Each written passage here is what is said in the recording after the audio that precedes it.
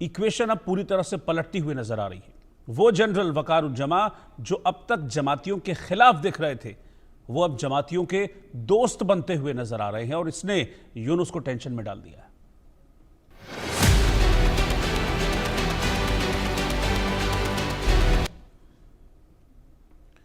बांग्लादेश में अगले साल चुनाव होने वाले हैं, लेकिन चुनाव से पहले बांग्लादेश में हालात बद से बदतर होते जा रहे हैं। एक तरफ जहां यूनुस सरकार में कट्टरपंथियों का बोलबाला है, तो वहीं सियासत में भी कट्टरपंथियों का बोलबाला होता जा रहा है।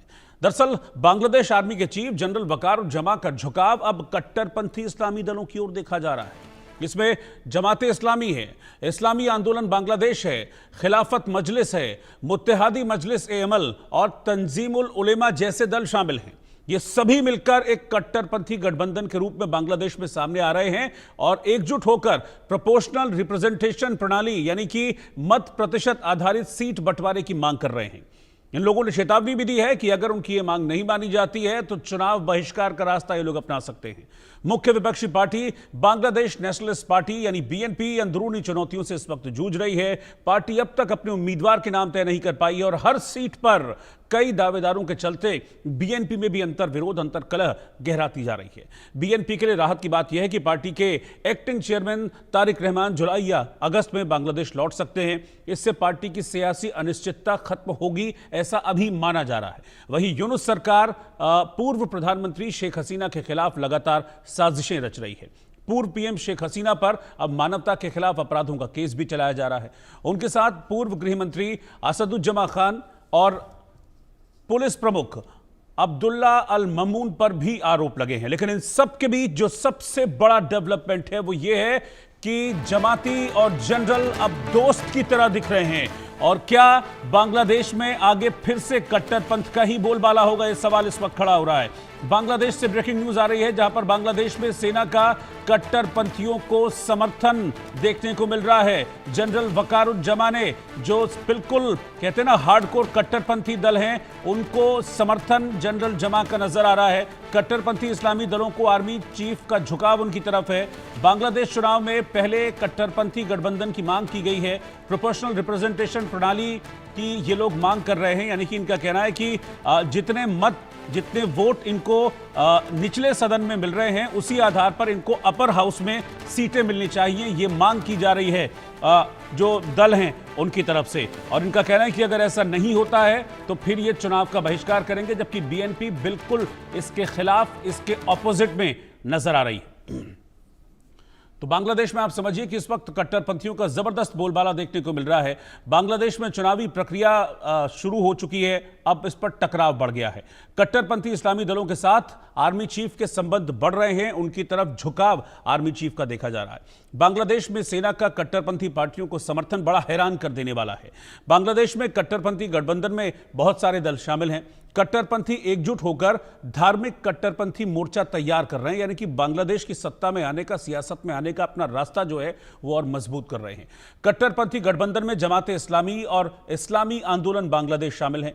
खिलाफत मजलिस, मुत्तेहाद मजलिस ए अमल, तंजीमुल उलेमा भी इस कट्टरपंथी गठबंधन का हिस्सा हैं। यह कट्टरपंथी गठबंधन प्रोपोर्शनल रिप्रेजेंटेशन प्रणाली की मांग कर रहा है, यानी कि मत आधारित रिप्रेजेंटेशन जो होता है अपर हाउस में, उसकी मांग कर रहा है। आने वाले चुनावों के लिए प्रोपोर्शनल रिप्रेजेंटेशन प्रणाली की ये लोग मांग कर रहे हैं।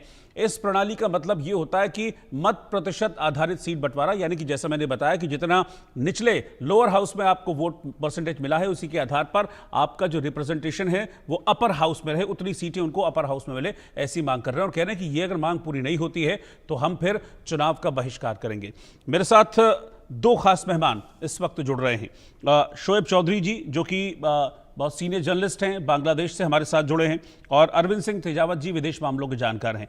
शोएब भाई, पहले मैं आपके पास आ रहा हूं। हम हमेशा जब भी जिक्र करते थे तो जनरल जमा का जो रुख था वो जमातियों के अगेंस्ट दिखता था, यूनुस के अगेंस्ट दिखता था, लेकिन ये किस तरह की खबर आ रही है? उल्टी खबर सुनने को मिल रही है कि जमातियों और कट्टरपंथियों की तरफ झुकाव अब जनरल का बढ़ रहा है। क्या ऐसा है कुछ वहां पर? बहुत बहुत धन्यवाद भाई जी। पहले तो ये है कि बांग्लादेश में कोई चुनावी प्रिपरेशन का एटमॉस्फेयर दिखाई नहीं दे रहा है।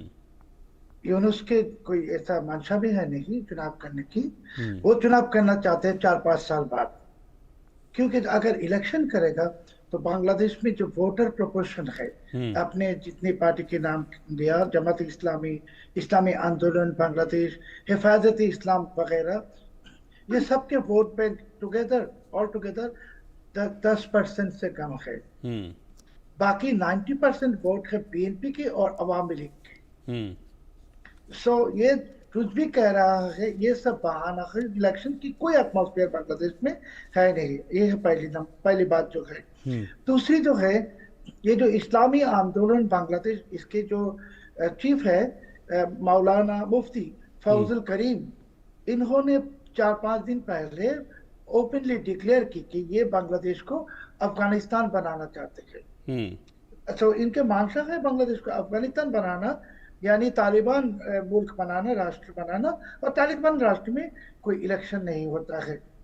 अभी जो ये पॉइंट की है कि वक़ारुज़्ज़मान साहब का रोल या बांग्लादेश आर्म फोर्सेस के रोल, देखिए वक़ारुज़्ज़मान साहब पिछले साल की 5 अगस्त जो नेशन को एड्रेस करके कहे थे कि उनके ऊपर भरोसा रखने के लिए, और इसके बाद उन्होंने ही यूनुस को फ्रांस से बुला के ले आए। 8 तारीख यूनुस को ये चीफ एडवाइजर बना दिए।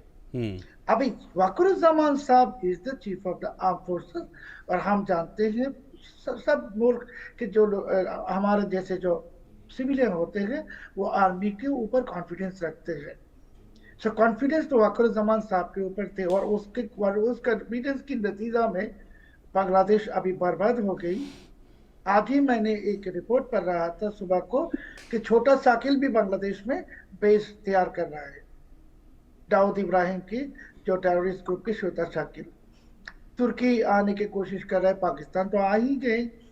सो इसमें अगर लोग पूछेंगे कि क्या वक़ारुज़्ज़मान घबरा गए या वक़ारुज़्ज़मान ने हाथ मिला ली ये जिहादियों के साथ, इस्लामी के साथ, मैं इस चीज को हाँ भी नहीं कर सकूंगा, ना भी नहीं कह सकूंगा, क्योंकि जो दिखाई दे रहा है, ऐसे लग रहा है, महसूस हो रहा है कि ये हमारे आर्म फोर्सेस भी कहीं शेकी है कि ये जो जिहादियों हैं इन्होंने डीजीएफआई के बैंक अकाउंट ब्लॉक कर दी इस महीने की 6 तारीख। डीजीएफआई के बैंक अकाउंट ब्लॉक कर दी, प्राइम एपेक्स इंटेलिजेंस एजेंसी का। डीजीएफआई के फॉर्मर ऑल डीजीज के ऊपर खिलाफ क्राइम अगेंस्ट ह्यूमैनिटी की मामला मुकदमा चालू कर दी। आप जानते हैं ये पहले बात मैंने इंडिया न्यूज में पहले भी कहा। सो अभी क्या हो गया कि आर्मी के ऊपर अटैक कर रहा है जिहादियों, और वक़ारुज़्ज़मान साहब चुप बैठे हैं। सो इसमें लगता है कि वो हाथ नहीं मिलाए, वो घबरा गए।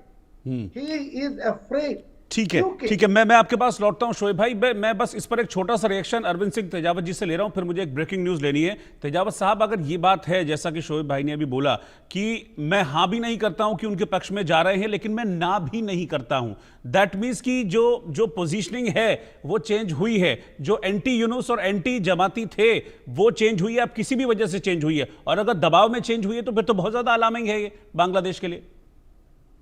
रोहित साहब, बिल्कुल बात तो सही है, क्योंकि जो शोएब साहब का जो विश्लेषण है वो बिल्कुल ही सही है, और आपने भी बात ठीक कही है। सही मायने में देखा जाए तो जो वक़ारुज़्ज़मान साहब है वो एक अवसरवादी व्यक्ति है जो किसी तरह से ताकत को अपने हाथ में लेना चाहते हैं। रोहित साहब, ठीक है, मैं आपके पास आ रहा हूं, इस पर और डिटेल में बातचीत करेंगे। ब्रेकिंग न्यूज एक आ रही है, बड़ी खबर यह है कि बांग्लादेश में खालिदा जिया की पार्टी की हालत भी इस वक्त खराब दिख रही है। अंदरूनी चुनौतियों से बीएनपी जूझ रही है, और बीएनपी अब तक उम्मीदवार भी तय नहीं कर पाई है। हर सीट पर दावेदारों में आपस में टकराव होने की खबरें सामने आ रही हैं। तारिक रहमान की वापसी पार्टी के लिए अंतिम उम्मीद अब बची है।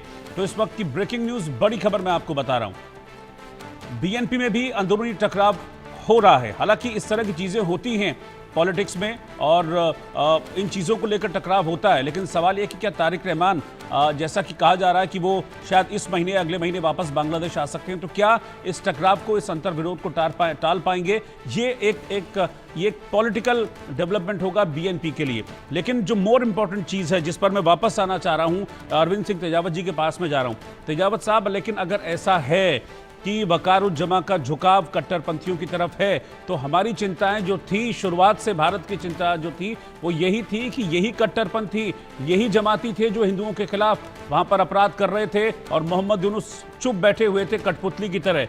तो क्या अब सेना की जब इनको ताकत मिल जाएगी, सेना का इनको साथ मिल जाएगा, जैसा कि दिख रही है पिक्चर, तो ये तो फिर हिंदुओं के लिए वही स्थिति हो जाएगी और बल्कि बद से बदतर हो जाएगा। बस उस टाइम यूनुस थे, अब जमान हो गए। रोहित साहब, बात तो सही है। हम दरअसल हिंदू टर्मिनोलॉजी का इस्तेमाल ना करें, क्योंकि ये संदेश शायद बांग्लादेश के लोगों में सही नहीं जाएगा। तो हम उसकी जगह हम अल्पसंख्यक शब्द काम में ले तो ज्यादा बेहतर रहेगा। पर बात यहाँ तो बिल्कुल ठीक है। यहाँ पे आप जो इंडियन जो खासकर कूटनीति है उसके संदर्भ में थोड़ा सा सोचने की अगर हम कोशिश करें तो जो यूनुस साहब है, सत्ता परिवर्तन के बाद में उन्होंने मोदी साहब से मिलने के लिए कहा था, पर उस समय हमारे जो कूटनीतिज्ञ है वो ये तय नहीं कर पाए कि अभी मिलना ठीक रहेगा कि नहीं रहेगा। इसका कारण ये था कि जो शेख हसीना थी वे यहाँ पे थी, भारत में थी, और उन्हें भारत के कूटनीतिज्ञों को लगा कि संदेश सही नहीं जाएगा, जिसका मुझे लगता है कि एक तरीके से जो संवाद स्थापित होना चाहिए था वो हो नहीं पाया। और उसके बाद में धीरे धीरे उस वैक्यूम को कुछ जो दूसरी विदेशी शक्तियां हैं, खासकर चीन और उसके नेतृत्व वाली जो ताकतें हैं, उस वैक्यूम को भरा। खासकर पाकिस्तान की प्रेजेंस भी हमने देखी टेम्परेरीली। और उसके बाद में भी मुझे लगता है कि जो वकारुज्जमान साहब ने जो कहा था कि भारत के लिए भी, उन्होंने एक इंटरव्यू में कहा था कि भारत की चिंताओं को हम समझते हैं और भारत के हितों को हम रक्षा करेंगे, पर उसके बाद में भारत की तरफ से ऐसी कोई प्रतिक्रिया नहीं आई। दरअसल भारत अगर बांग्लादेश के भविष्य में अपनी कोई भूमिका निर्धारित करना चाहता है तो वहां के जो स्थानीय जो लोग हैं, जिनके पास चाहे ताकत है या जो पॉपुलर हैं, किसी न किसी प्रकार से उनको उनके साथ संवाद स्थापित करना पड़ेगा, जो मुझे लगता है कि शायद हम ठीक तरीके से संवाद स्थापित नहीं कर पाए। इसमें एक चीज जो खास सबसे महत्वपूर्ण है, और वो केवल बांग्लादेश के लिए ही नहीं, जो इस क्षेत्र की जितनी भी असंतुष्ट जो प्रजाएं हैं, जो असंतुष्ट जो प्रजातंत्र से हैं, उनके संदर्भ में एक खास बात है कि दरअसल जो डेमोक्रेसी का चाहे वो कोई सा भी रूप ले ले, चाहे वो पार्लियामेंट्री सिस्टम हो या चाहे वो प्रेसिडेंशियल सिस्टम हो, या उसके अलग अलग फॉर्म में कर ले या उसके प्रतिशत को ऊपर नीचे कर दें, पर ये तमाम एक्सपेरिमेंट किए जा चुके हैं। पाकिस्तान में भी किए जा चुके हैं, श्रीलंका में भी कई बार ये एक्सपेरिमेंट हुए हैं, बांग्लादेश में भी एक्सपेरिमेंट होने जा रहा है। तो उससे कुछ खास फायदा नहीं होगा जब तक कि जो प्रजातंत्र में सबसे जो निचला तबका है, जो गरीब है, और उसमें भी वाइज तरीके से, ऐसा नहीं क्योंकि निचले तबके के जो खासकर विचारों को इन्फ्लुएंस करना पैसों के दम पर काफी आसान होता है। तो जब तक एक वाइज रिप्रेजेंटेशन नहीं होगा और पैसों का बोलबाला प्रजातंत्र में कम नहीं होगा, मुझे लगता है कि तब तक ऐसे जितने भी जन विद्रोह हैं उनका वही हश्र होगा जो बांग्लादेश और श्रीलंका में हो रहा है। रोहित साहब, ठीक है, मैं शोएब भाई के पास चला हूं। शोएब भाई, आप मुझे बताइए, क्या ये बांग्लादेश के लिए ये कैसा मूव होगा अगर जमाती और जनरल दोस्त हैं इस पर मोहर लग जाती है, तो जिसको लेकर आप ये भी श्योर नहीं है, लेकिन श्योर ना होना भी अपने आप में ये दिखा रहा है कि हाँ कुछ तो वहां पर है। रोहित भाई देखिए, जब शेख हसीना जी चले गए 5 अगस्त, उस वक्त एक पब्लिक परसेप्शन था कि BNP is coming to power, और पिछले 11 महीने में बीएनपी की लोगों ने देश में जो एक्सटॉर्शन कर रहा है, टेररिज्म कर रहा है, कल भी परसों भी एक लोग को पब्लिक ब्रॉड डे लाइट में ढाका में मार दी, पत्थर मार के। सो अभी बीएनपी के पावर में आने की कोई कारण है नहीं, कोई वजह भी है नहीं। अभी वकारुज्जमान साहब तो पहले यूनुस को लेके ये जो एक बनाए थे सो कॉल्ड इंटीरियम रिजीम, अभी वो सोच रहे कि बीएनपी तो पावर में नहीं आ सकेगा और अवामी लीग मैदान में है नहीं। तो अभी तो सेकंड जो प्लान बी है अमेरिका डीप स्टेट की हो या पाकिस्तान आईएसआई की, कि exit Yunus enter Islamist jihadist, और ये एग्जिट यूनुस, अभी यूनुस चला जाएगा, कभी भी चला जाएगा, एंटर इस्लामिस्ट जिहादी इंक्लूडिंग अल कायदा, इस्लामिक स्टेट एक्सेट्रा।